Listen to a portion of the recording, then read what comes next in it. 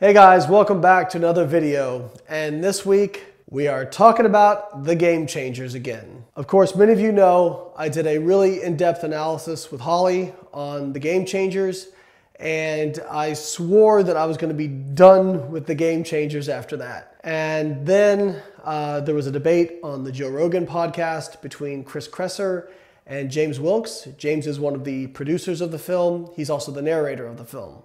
And I immediately had, actually the first person to message me was Joe Rogan himself, and said basically that he didn't feel like Kresser did very well, and that the vegans were going to be all over this one.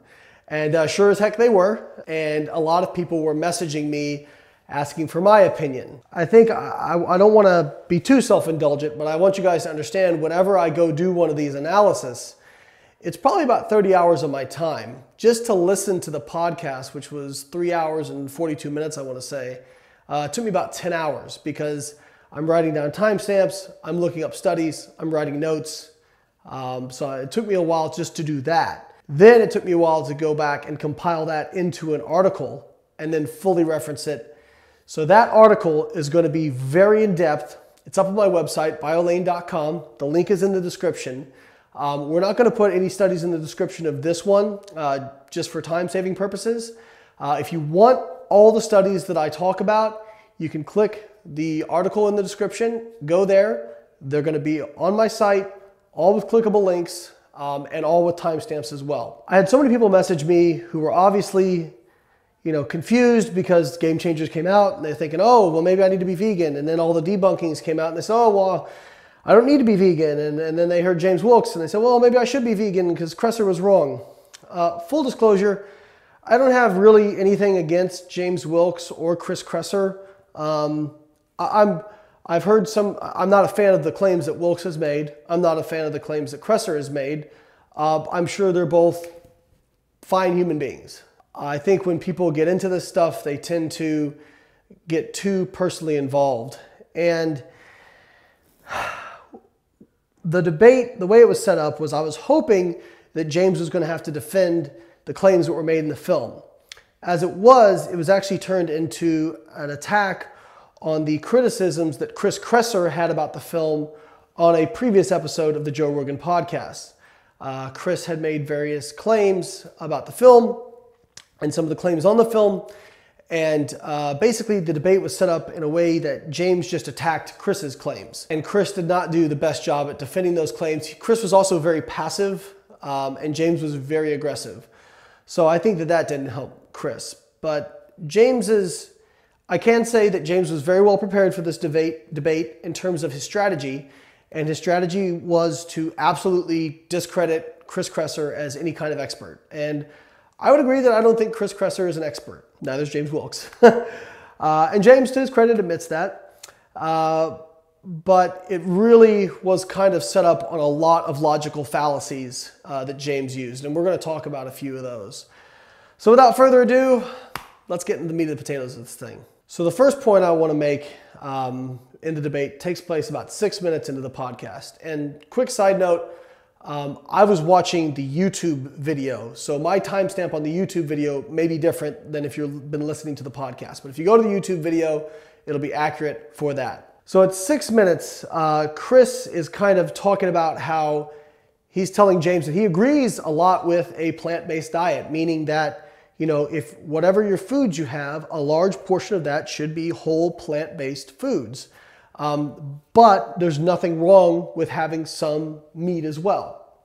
Because Chris was trying to set up, what I thought should have been the core of the debate, which is meat bad for you? Which James said he thought any meat was bad for you, any animal products. And somehow they got swept to the side. And James says, well, no, you can't say your diet's plant-based because you're not going off of calories. It has to be based on calories. What James is trying to say is that animal products are usually higher in calories than plant products. So even if you're having a smaller portion in terms of weight of animal foods, it's still probably higher calories. So James makes this point about calories.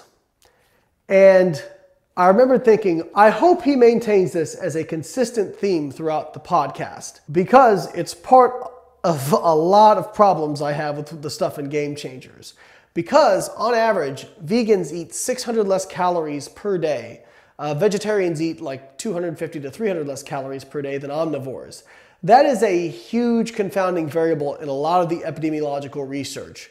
But we'll touch on this a little bit more later. Suffice to say, James did not maintain that logic throughout the course of the debate. This next part comes at about 15 minutes into the podcast. And this is kind of the first real big point of contention. James asserts that Chris purposefully misrepresented data because he said, with regards to dairy, 84% of the studies show either no association with cancer or a decreased risk. So James points out that the actual study said 13% show a decreased risk of cancer with dairy intake, 71% show no association with cancer, and 16% show a increased risk. And James says, you're being disingenuous because I could say that 87% of the research shows no risk or an increased risk. That's silly because the claim in the film is that dairy is a risk factor for cancer. Therefore, Chris saying 84% of studies show either no risk or a decreased risk is accurate. That is completely accurate.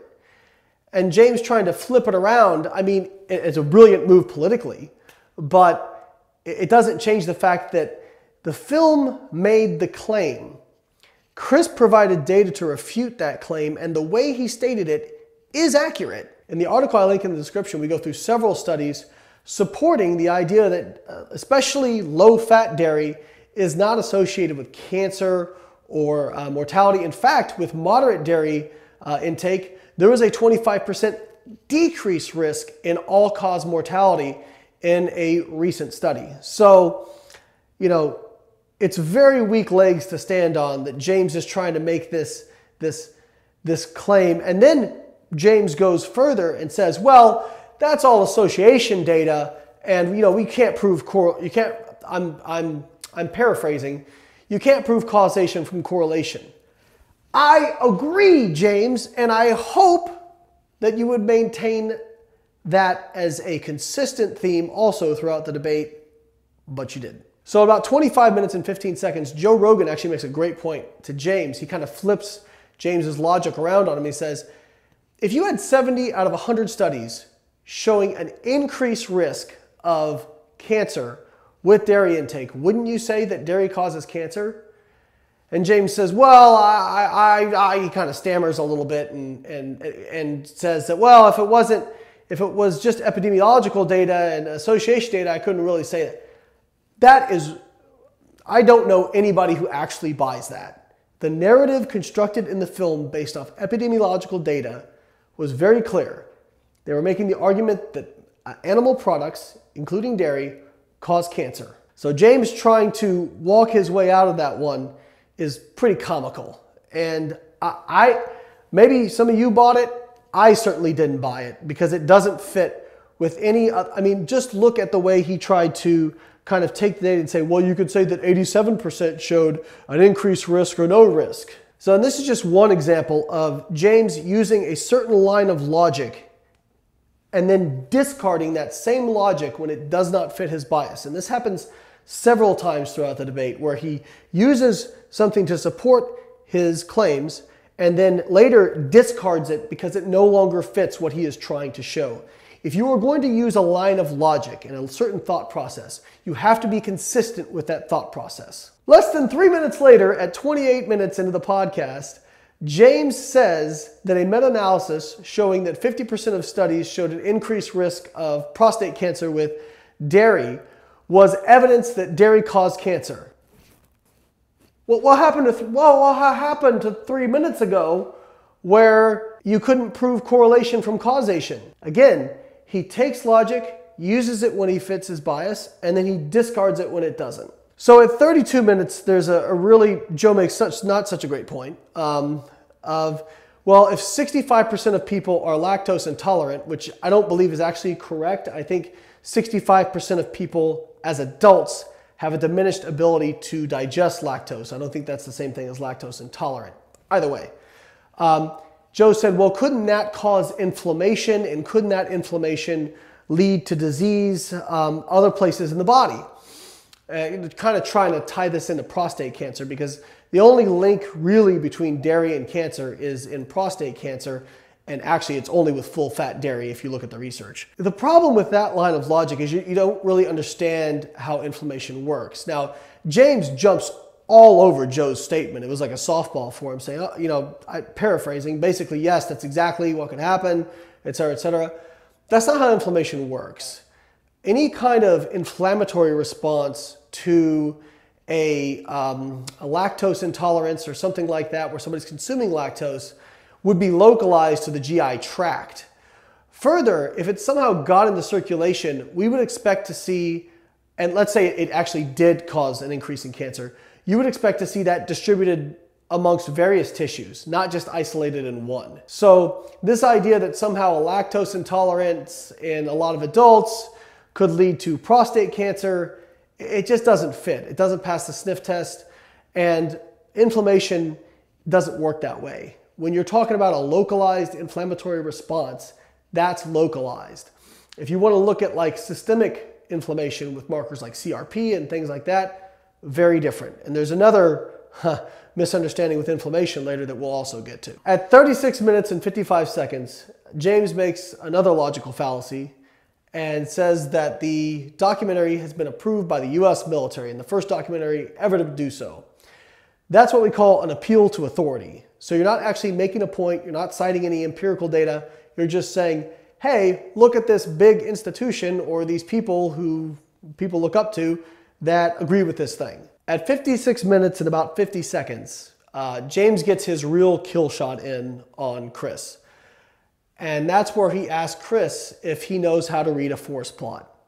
And then we get the first of hundreds, I think, of references to forest plots out of the film. So for those who aren't familiar, a forest plot is a way, usually they use it in like meta-analyses. It's a way of comparing different studies that ask a similar or same question and compare the results in terms of confidence intervals, and then also while representing kind of a summary of what the research shows in terms of effect. Now, when he asks him, Chris, if he knows how to read a forest plot, Chris hesitates, and James kind of patronizes him and says, oh, well, I can show you how to do it, and like wheels his chair over and like kind of like condescendingly shows him how to read a forest plot. Forest plots are not difficult to read. They pretty much explain themselves when you look at them.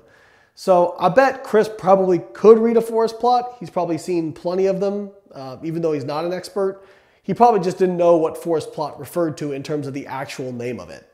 So, but I mean, this is where James really just tears down Chris with ad hominems about him not being an expert.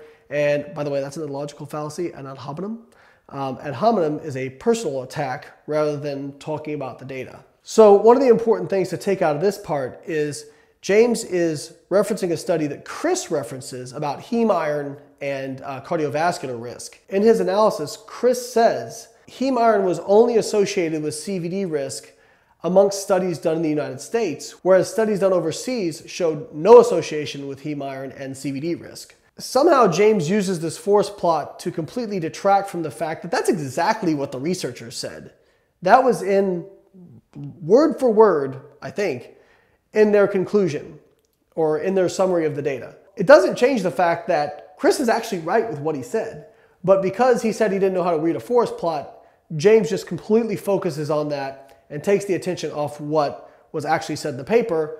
By the way, that's another logical fallacy. We call that one a red herring. So in about an hour and 1 minute, they're having this discussion about heme iron and, oxidative stress.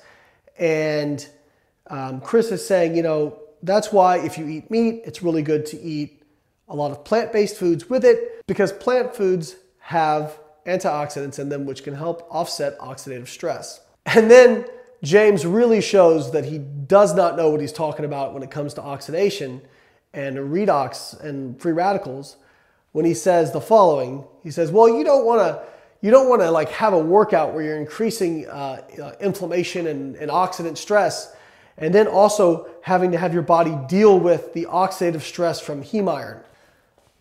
So Oxidative stress don't work that way. Exercise increases free radical production. It increases oxidative stress. It also simultaneously increases antioxidant levels and increases free radical scavenging. And actually, after a workout, you are actually in a reduced oxidative stress, a net reduced oxidative stress after a workout. So exercise actually decreases your oxidative stress. Even though you produce free radicals and produce oxidants, your scavenging goes up. This idea that you're going to have to deal with the oxidative stress of exercise plus heme iron is just nonsense. The exercise is going to deal with itself because overall you become better at disposing of free radicals, not worse. It's not like a cumulative effect. So that just shows very clearly he doesn't know how oxidative stress works. At 1 hour and 9 minutes, James really picks apart Chris's statements on vitamin B12. I didn't talk about the vitamin B12 stuff in my original critique of the Game Changers, just because I'm not really interested in B12. From what I understand, vegans tend to have lower levels of B12. James makes a big deal out of the fact that the only reason that meat eaters have higher B12 levels is because cows are supplemented with B12, etc., etc. I don't really care. I think the story is that if you're vegan, it's more likely that you might have lower B12 levels, so just supplement. I mean, it's not a huge problem, but he really picks apart Chris here and makes him look bad. And I think that Chris did a pretty poor job of defending himself in several scenarios, and this was one of them. And James uses this to kind of, again, discredit Chris overall as an individual because he got a few different points wrong. So later, when Chris actually brings up really good points, very valid criticisms, James is able to say, well, look at all this other stuff you got wrong. Kind of what we call a slippery slope fallacy, where, okay, well, you did this, this, this, so we can just get rid of all the other stuff. Or we also like to call it throwing the baby out with the bathwater. At 1 hour and 15 minutes, just a little self-indulgent here, Layne gets a shout out, which is very nice. Thank you, Joe Rogan. I appreciate that. It's kind of in reference to them discussing James spending 1,000 hours looking into research with, by the way, James, the entire debate, says to Joe, do you believe I took 1,000 hours? Do you believe? How am I doing, Joe? How am I doing, Joe? I will tell you, I am very skeptical about the 1,000-hour claim. Now, I could be wrong. I'm very skeptical. Is it possible? Absolutely. Do I personally believe it? I don't. But again, I could be wrong. It's happened before. It'll probably happen again. Actually, it'll definitely happen again. But for me personally, I find that hard to believe. I could be wrong. If we're talking about actual scientific studies. But I will say, whoever helped James prep for this did a really great job. At 1 hour and 20 minutes, we get a great example of how well James was prepped for this because he was pulling out examples from Chris's ebook about statements on vitamin B12 and really just picking him apart here. I think this is the part of the debate where even I thought Chris looked really bad. So at 1 hour and 52 minutes, James takes the position that Chris needs to have the position he has because he sells supplements and protein powders. Pretty sure there's vegan supplements and vegan protein powders too. And we're going to get more into this whole James liking to rely on conflicts of interest as a way to dismiss criticism. We're getting there because that's a big part of this. Hour and 54 minutes, James brings up the forest plot thing again. At 1 hour and 57 minutes, this is probably one of the biggest parts of the debate that I think is really important to understand. James kind of attempts to dismiss a meta-analyses from the Annals of Nutrition. Basically, this meta-analyses looked at, it was actually an extremely thorough meta-analyses, looked at the data regarding meat and various cancers and mortality. And basically, the conclusion of the meta-analyses was that, yes, there is a small association of meat intake with cancer, but it's based on very weak data, with a low certainty of evidence, and their recommendation was that people do not need to decrease their meat intake based on the data that's out there right now. And this pissed everybody off who is vegan. Well, maybe not everybody who's vegan, but people who are hardline vegans. So James talks about how this study came out the day before the film, as if it was somehow orchestrated. I know how scientific literature gets published. So they would have submitted that research likely at least 6 to 9 months before that film came out. It would have likely have gone through multiple revisions, and the date of publishing, if you're insinuating there's some kind of conspiracy going on, then you're basically libeling the journal and saying that they're somehow in on this. I don't believe that for 2 seconds. In fact, you could say the opposite thing. You could say, well, the Game Changers knew that this landmark study was coming out, and they purposely released the Game Changers a day after this meta-analysis and make it sound sinister. There are such things as coincidences. They do happen. So then James makes a big deal out of the people that did the study. So the study was performed by a group of researchers, a consortium of over 20 researchers from around the world called NutraRex. And NutraRex, I looked into them. Again, they seem like they've got really good experts on their panel. And the idea is that they're going to kind of look through and make a lot of meta-analyses on data and try to make some not hard recommendations, but recommendations based on what the evidence actually says. So James says, well, these same people said that sugar was okay to consume. So I went back and looked at this, the paper they did on sugar intake. And they basically said that sugar was not an independent risk factor for disease when calories were controlled. That's accurate. I have yet to see one study, one randomized control trial, where total calories were controlled and sugar made a difference on fat loss, blood sugar control in terms of long-term blood sugar control, and various other health markers. In fact, there was a study by Serwit et al. That looked at over 100 grams of sugar intake a day versus around 10 grams of sugar intake per day, and showed zero difference in fat loss, changes in health markers, except for cholesterol went down a little bit more in the group that was low sugar, but probably because they ate more fiber. I agree with that. Now, James is using the bandwagon fallacy here. Right now, everyone is of the belief that sugar is really terrible for you, especially Joe's audience, because he's had a few people who are really anti-sugar on. No hate, Joe. No worries. We talked about this. So Joe's audience is going to really kind of latch on to this because they've been told so many times how bad sugar is. So James is using this to say, see, they said sugar is okay for you, so this means anything else they've done is just trash, right? Then he talks about how he was basically saying that beef paid for this study. So beef didn't pay for this study. The researchers, again, a consortium of over 20 researchers. One of those researchers is at Texas A&M and works in the AgriLife program. Okay, so AgriLife would be like where I came out of at the University of Illinois, the Division of Nutritional Sciences and Human Nutrition. We're in the school, the ACES School of Agriculture. Okay, most nutrition programs are in the School of Agriculture. So AgriLife, the School of Agriculture at Texas A&M, gets about $2.25 million in funding every year from the Beef Checkoff program. They get over $170 million of total funding. So we're talking about less than 2% of their funding.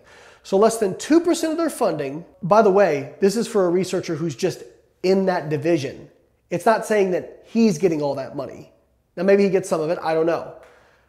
But this is just one person, 2%, one person out of a consortium of 20 reviewers. Okay. So if you want to play this game of, well, this was funded by this, even though the study wasn't funded by beef, you have to be consistent with that logic, James. If somebody's only criticism of a study is the funding source, it says more about their bias than the bias of the researchers. In fact, James never once addresses the data in the study, and he never addresses what his problems were with how the study was performed. So if there's a study that comes out, and you guys have seen it on my channel many times, where I disagree with the conclusion, I very rarely, I don't know if I've ever talked about funding source.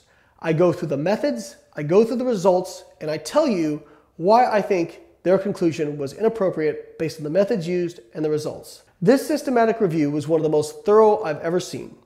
I tried to poke holes in it because I don't want to look like I'm crazy biased. And I really couldn't find much. I don't know why the people who, well, I think I know why the people who prepped James for this didn't have him address the data, because there was nothing to address. Now, if somebody, I'm sure there's some of those people will watch this, I'm open to hear their criticisms. And James went through a big deal about how the study is under investigation, all this kind of stuff. Again, I don't care about that. Address the data. Address the empirical data rather than all this other stuff.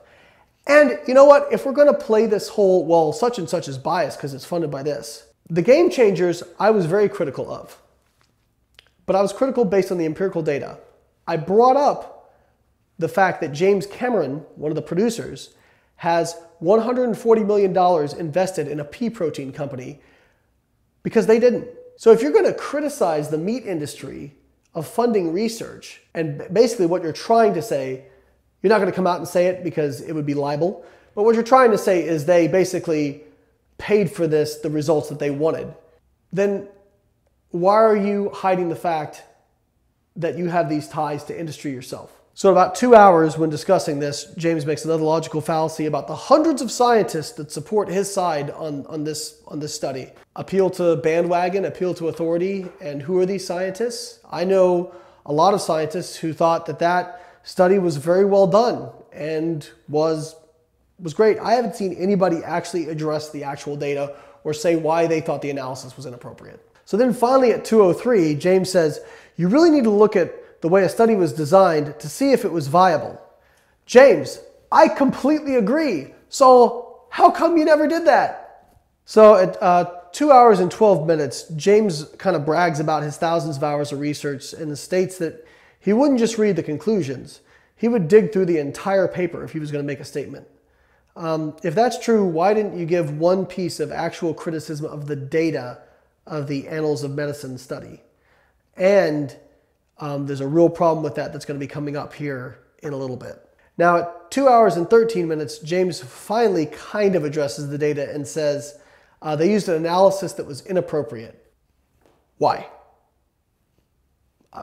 He never goes in any further than that. He just says it was inappropriate. I would like to know why he thinks it was inappropriate. So I found this very interesting. At 2 hours and 32 minutes and 43 seconds, James makes a big deal about how the film pushed to eliminate sugar and get nutrition from whole food sources. So Kevin Bass, who's a master's, he has a master's in nutrition, I believe. He's doing a PhD. He's very popular on Twitter. He did an analysis of the film and found, I think, that they only talked about whole food plant sources twice was that actually mentioned. The rest of it was just talked about, just referred to as vegan or plant-based. And in the film, I find it very interesting that James makes this claim, but they showed a meal being served to these football players of vegan mac and cheese, vegan chicken wings, vegan peanut butter cheesecake. And the insinuation was, okay, you can have all these great tasting things because they're vegan and they must be healthy for you because they're vegan. Now, they never come out and say that, but that is the insinuation that's being pushed. And that is completely inaccurate. And I'm sorry, James' statement that they really tried to push people to eliminate sugar and processed foods, that's not supported by the film. It's just not. In fact, one of the parts where James specifically talks about sugar and kind of mentions it being bad, right after that, they show this meal being cooked of vegan mac and cheese and all these processed foods. So now in about 2 hours and 50 minutes, 2 hours, 52 minutes, they really get into my wheelhouse of protein synthesis and protein metabolism. And James pulls up a few papers basically saying that, well, if you look at the confidence intervals, researchers say that protein should be between 1 to 2.2 grams per kilo. And so the middle is about 1.6 grams per kilo. And he makes the argument that you can get this from peanut butter, sandwiches, and lentils, and these sorts of things that are portrayed in the film. And he takes Chris's statement about him criticizing a peanut butter sandwich and basically rips Chris a new one. I don't really care about that. The peanut butter sandwich comparison is ludicrous. To get 18 grams of protein from a peanut butter sandwich with 2 slices of bread and peanut butter, you'd be getting 400 calories. The fattiest cut of steak would give you about 230 calories for an equal amount of protein. Oh, and by the way, the leucine content of peanut butter is extraordinarily low. That peanut butter sandwich would have about half a gram of leucine. Leucine is an amino acid I studied extensively in my PhD research and formed the crux of a lot of my thesis. What we found was you need about 2 grams of leucine to initiate muscle protein synthesis or muscle protein anabolism. James actually mentions this. So in a steak of 3 ounces, you get almost 2 grams of leucine, just a little bit under. Same thing with 3 eggs. Peanut butter sandwich, half a gram. You're not even a fourth of the way there. So to get enough protein at a meal to initiate muscle protein synthesis from a peanut butter sandwich, you need to eat 4 peanut butter sandwiches. That's 1,600 calories. If you're talking about athletes, especially those who are calorically restricted, 1,600 calories a meal to initiate muscle protein synthesis ain't very good. And lentils is a little bit better. It's 1.3 grams of leucine per cup of lentils. You could do it using that, but you're gonna have to eat a shitload of lentils. And that's the point to be made here, is that you can get enough protein from vegan sources of protein, but if you're using whole food vegan sources of protein, you are going to have to eat a ton of them. Most vegans who are athletes who are trying to get their protein intake up will need to supplement with some sort of vegan protein powder like a soy protein or a pea protein or whatnot. The other thing is that vegan sources of protein are limiting in many amino acids like tryptophan, methionine, lysine. It depends on the source.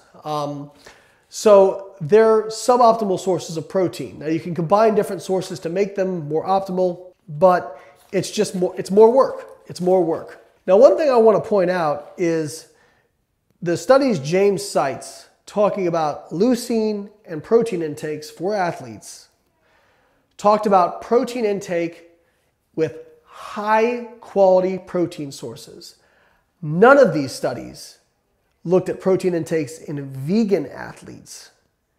And we know in a vegan athlete, you need more protein. So 1.6 grams of protein per kilogram of body weight is not going to cut it for maximizing muscle protein synthesis in most vegans based on the data with leucine and overall protein intake.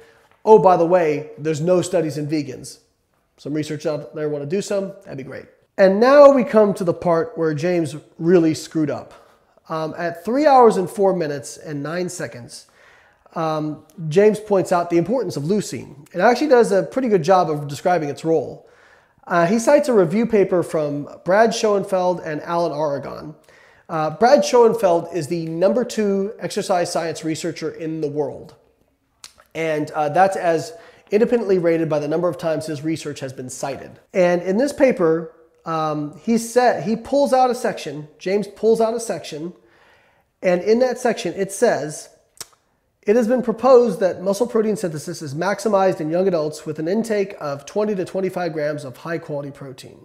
So I actually called Brad Schoenfeld and talked to him for about an hour about this and wanted to get his take on what James said about his research. He said that James misrepresented the study. And interestingly, James talking about reading a full text of a study. The statement that James pulled out was not the conclusion of the paper. It was the introduction. So just a few lines below that, in the same paragraph even, the researchers state, based on the current evidence, we conclude that to maximize muscle anabolism, one should consume protein at a target of 0.4 grams per kilogram per meal across a minimum of 4 meals in order to reach a minimum of 1.6 grams per kilogram per day. Using the upper daily intake of 2.2 grams per kilogram per day, reported in the literature spread out over the same 4 meals would necessitate a maximum of 0.55 grams per kilogram per meal. So James was using this 20 to 25 grams at a meal to kind of say, we don't really need that much protein. That's not what the researchers said, and that's not what they concluded. So there's only a few possibilities for why he would pull that quote out, but omit the actual conclusion of the paper just a few lines below that. The first would be that they read the entire paper and pulled out the quote that fit the argument they're trying to make and the narrative they're trying to make. The second possibility is that they didn't read the entire paper and they just pulled that first quote out and didn't read anything else in it. The last one would be that James didn't read the paper. If someone prepped him, or several people prepped him, possibly, they read it, didn't like what the conclusion stated, and so they showed James what the introduction stated and used that. Again, I don't know which one of this it is, but none of them are good. So, especially when James admonishes Chris for not reading the full text of a study, when he didn't highlight the actual conclusion of the study that was just a few lines below the excerpt he pulled out and showed on the Rogan podcast. So Dr. Schoenfeld actually elaborated further on a call with me. He said, and I quote, "That is not what we concluded. That was only one study that we reviewed. Another study demonstrated that 70 grams of protein was better than 40 grams of protein for increasing whole body protein balance.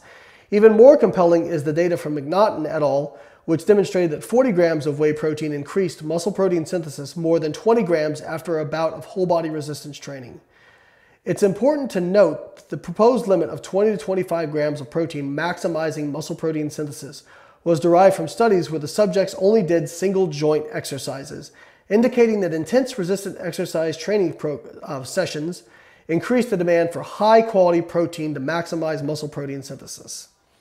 So, he goes on to say, "There's also data in elderly indicating that they may need a minimum of 45 grams of high quality protein at a meal to maximize whole body net protein balance." So there you have the number 2 exercise researcher in the world stating that James misrepresented his research and stating that, hey, at minimum, to maximize muscle protein synthesis, it's actually 40 grams of protein at a meal. That's a lot of peanut butter sandwiches. So one of the studies that was in the review that James cited is a study from Dr. Stu Phillips, who is the number 1 exercise scientist in the world based on how many times his research is cited. That was a study where that originally gave the idea that it was 20 grams of protein to maximize muscle protein synthesis. And they looked at egg protein at different levels and determined that 20 grams maximized the response. Now in this study, there was only 6 subjects. Okay, now I'm not criticizing the subject number. These studies are really hard to recruit for, very difficult to run, especially tracer isotope studies. I've done them, very difficult. And it was a single joint movement. They just had to do leg extensions. So I spoke with Dr. Phillips about this on the phone, and he said that James's statements were based on, I quote, "weak science." That paper is over 10 years old. Our sense now is that 0.3 to 0.4 grams per kilogram of high quality protein is needed to maximize muscle protein synthesis in young athletes, while the elderly may require up to 0.6 grams per kilogram per meal. So another thing to remember is that both these researchers said high quality protein. So I asked them, would you consider vegan sources of protein high quality? And here's what they had to say. Here's another thing to remember. All these studies and both these researchers said high quality protein. I asked both of them if they would consider vegan sources of protein high quality. And here is what they had to say. So Brad said just flat out no. He actually just bluntly said no on the phone. Phillips elaborated a little bit further. He said, on balance, plant-based proteins are low-quality proteins when ingested in whole food form. I also asked Phillips about James's statement about cooking destroying anti-nutrients in plants because Dr. Phillips brought that up. He said, that is completely untrue that cooking destroys the anti-nutrients in plant proteins, especially with regard to phytates, which don't go away from cooking. So both of them said that James misrepresented the research, and they both said that his statements were not accurate, and they both said that vegan sources, at least intact whole food sources of vegan proteins, were not high quality protein. Now again, you can get enough protein to maximize muscle protein synthesis from vegan sources, but you need to eat up to 50% more of them based on what Stu Phillips and Brad Schoenfeld told me. So this idea that James is showing, hey, you don't really need to get that much protein and you can get it all from plant sources. No, because you're going to need to eat way more, probably closer to 3 grams per kilogram per day of protein if you're talking about vegan protein sources. And that's going to be very difficult to get, even in people who are eating enough calories and people who are calorically restricted, it might actually be impossible to get, even if you're eating just lentils. At 3 hours and 21 minutes, James points out that the handbook for becoming a board-certified sports nutritionist says, and I quote, "There is no research to suggest that protein recommendations are different for athletes following a vegetarian diet rather than those following an omnivorous diet." Then he says, "See, it doesn't matter." No, they're saying there's no evidence. Absence of evidence is not evidence of absence. So just because there's no research in vegetarians allows them to say that. But as I already stated, based on our talks with the 2 leading exercise scientists in the world, you see my appeal to authority there, James? The 2 leading researchers of exercise science in the world, whose research directly examines this, said, no, you're going to have to eat more protein as a vegan athlete. So at about 3 hours and 25 minutes and 41 seconds, they're discussing the impact of animal products on endothelial function. And Chris actually is doing a pretty good job, citing a few studies that support the ideas that animal products aren't necessarily damaging for the endothelium, especially if you're talking about lean animal products. Now, James tries to dismiss this by saying, oh, industry funding, and Chris cuts him off and says, well, they weren't all funded by industry. So when James realizes this tactic is going to work, he kind of switches it. And then he says, well, everything's healthy compared to what? They take these people who are eating, crap diets. I'm paraphrasing. They take people who are eating crap diets, they put them up, they give them meat, lean meat, and of course it looks better compared to the crap diet. That's exactly what they did in Game Changers. They would show like a plant-based meal versus a cheeseburger, or a plant-based meal versus a burrito, or something like that. How is that? You're criticizing Chris, the research he's bringing up, while you guys did the same thing in the film. So once again, this shows how James uses a certain logic and then discards it when it no longer fits his bias. So here's where it gets really interesting. At 3 hours, 28 minutes, and 39 seconds, James shows a study where they equated calories and compares to what happens with regards to endothelial function. And he says if you look at the plant-based meal, it improved endothelial function, but the animal-based meal decreased endothelial function. I'm paraphrasing.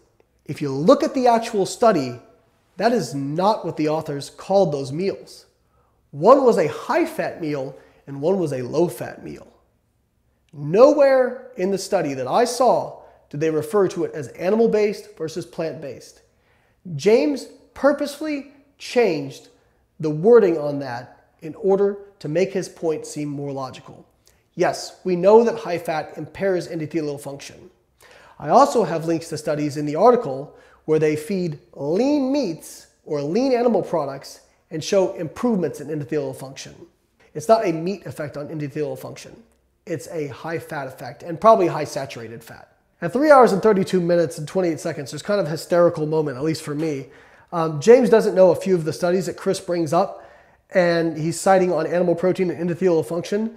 So he says, well, you can show studies, but I'd have to dig through them to really know what's going on, and then kind of starts talking about what they're funded by, even though he has no idea if these studies were funded by the meat industry.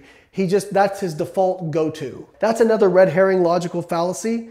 And I think it's really funny that he was admonishing Chris for bringing up studies that he hadn't read when he basically did the exact same thing to Chris. So during this part, instead of actually addressing the data, James just goes right back to ad hominem attacking Chris, saying he's not fit to evaluate the data because he can't read a forest plot. Again, this is a red herring, ad hominem, whatever you want to call them, a logical fallacy. Just because Chris didn't know what a forest plot was doesn't mean that the points he's making here are less valid. So my overall thoughts on this debate was it was a soup of ad hominems, straw man, and all kinds of other logical fallacies. I don't think Kresser did a great job, and he certainly came out of it not looking very good. He also didn't really defend himself very well. James, to me, kind of came across as a little bit of a bully and seemed more interested in just attacking Chris personally and discrediting him completely, which he did a pretty good job of. I think that this kind of debate he was very well prepared for it by whoever, he said he had a team of experts, and I'm assuming they prepared him for this, but he never really addressed the core claims of the film that meat was bad for you. And whenever those things kind of got brought up, he immediately switched to attacking the funding source or discrediting Chris as an individual. He never addressed those points and didn't get us any closer to deciding whether or not this Game Changers film was any good. It wasn't. So I was really disappointed with the fact that it turned into a lot of logical fallacies and personal attacks rather than using logic and empirical data to kind of convey different points and hopefully get us closer to kind of finding some sort of middle ground here. Joe seemed frustrated. I was certainly frustrated by the end. You can ask my wife. I was in a very bad mood by the end of listening to that. I'm not really sure what the takeaway from all this is. I know I won't change anybody's mind who's a hardline vegan. I'm not going to change anybody's mind who's a hardline carnivore. That's okay. I'm trying to appeal to those logical thinkers in the middle who are still open to having their opinion be swayed by empirical data. So if you guys like this video, please like the video. Please check out the link to the full text of my analysis on my website. It's way more thorough. It has all the references and all the timestamps. And if you don't mind, go click some of the other links in the description. If you enjoy this stuff, support us because it helps us do more stuff like this, because this literally took me like an entire couple of weeks to put together, and I did it over the holidays. But I know a lot of you asked for it, and I hope it's been helpful. I will catch you guys next time, and hopefully I'm done with the Game Changers.